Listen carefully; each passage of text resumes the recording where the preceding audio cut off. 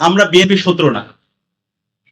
আমরা বলতে চাই বিএনপি ঐতিহাসিকভাবে তাদের শত্রু এবং মিত্রকে চিনতে তারা ভুল করেছে। তারা তাদের শত্রুদের দ্বারা পরিচালিত হয়েছে, পরবর্তীতে পুরো দেশকে, পুরো জাতিকে সেটার জন্য কঠিন মূল্য দিতে হয়েছে। এবং আজকে আমরা দেখতে পাচ্ছি জুলাই বিপ্লব পরবর্তী বাংলাদেশে যে ঐতিহাসিক সুযোগ এসেছে, যে সংস্কারের, যে রাষ্ট্র প্রকল্পের, যে নতুন বাংলাদেশের, সে বাংলাদেশ ব্যাহত হওয়ার মূল কারণ হচ্ছে আজকের যে বিএনপি তারা তাদের শত্রু দ্বারা পরিচালিত হচ্ছে।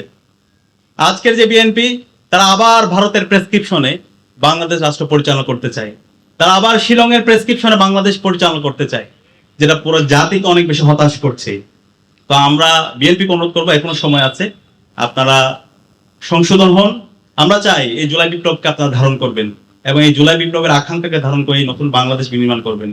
এই শত্রুর প্রেসক্রিপশনে যদি আপনি পরিচালিত না হতেন, তাহলে তো এই রাষ্ট্র সংস্কারের যে অধ্যাদেশগুলো আছে সেগুলো তো বাতিল করার কথা না। গুম প্রতিরোধ ও প্রতিকার যে অধ্যাদেশ, সেটা বাতিলের যৌক্তিকতা আমাদেরকে একটু বলেন।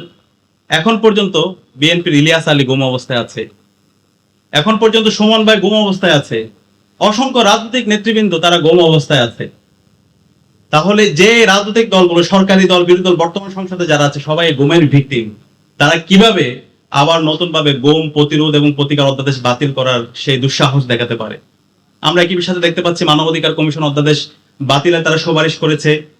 বিচার বিভাগের স্বাধীন করার জন্য এবং বিচার বিভাগকে শক্তিশালী করার জন্য যে বিচারক নিয়োগ প্রক্রিয়া এবং আলাদা সচিবালয় গঠনের যে অধ্যাদেশ, সেটা বাতিলের জন্য তারা সুপারিশ করেছে। সাংবিধানিক প্রতিষ্ঠানগুলোকে আরো শক্তিশালী করার জন্য যে অধ্যাদেশগুলো আছে, সেগুলোকে বাতিলে তারা সুপারিশ করেছে।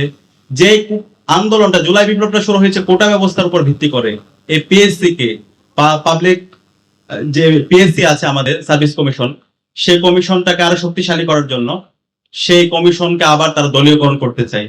রাষ্ট্রের যত স্বাধীন প্রতিষ্ঠানগুলো আছে, দুদক থেকে শুরু করে, সেগুলোকে আবার তারা দলীয়করণ করতে চায়।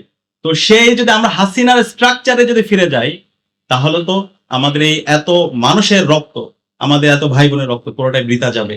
সুতরাং আমরা জুলাইয়ের প্রজন্ম বেঁচে থাকতে এই বাংলাদেশ আমরা সেটা হতে দিব না। বাংলাদেশ গত 55 বছর জুড়ে আমরা একটা আনসিভিলাইজ স্ট্রাকচারের মধ্যে দিয়ে গিয়েছি। আমাদের যে 72 সংবিধান, সেই সংবিধান এই বাংলাদেশে আমাদের অধিকার হরণ করেছে। এবং আজকে আমি খুবই সংক্ষেপে আমার কথা শেষ করব। ডাকসুর উদ্যোগে আমরা সংস্কার ভাবনা শুরু করেছি। গতকাল প্রথম পর্ব ছিল, আজকে দ্বিতীয় পর্ব।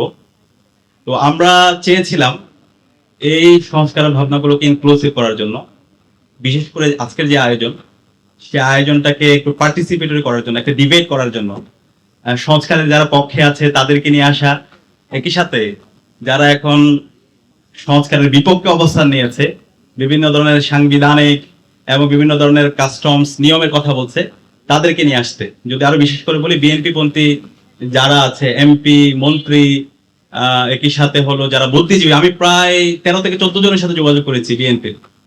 আমি কাউকে তাদের আজকে আয়োজনে শিক্ষার্থীদের মুখোমুখি হওয়ার জন্য তাদের সময় দেওয়ার সে আগ্রহ আমি দেখতে পাইনি।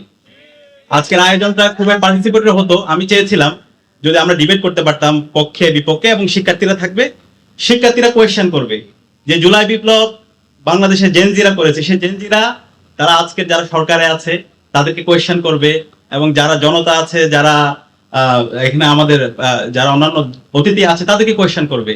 ডিবেট হবে, এই ডিবেটের মাধ্যমে আমরা আমাদের সলিউশনটা খুঁজে বের করব।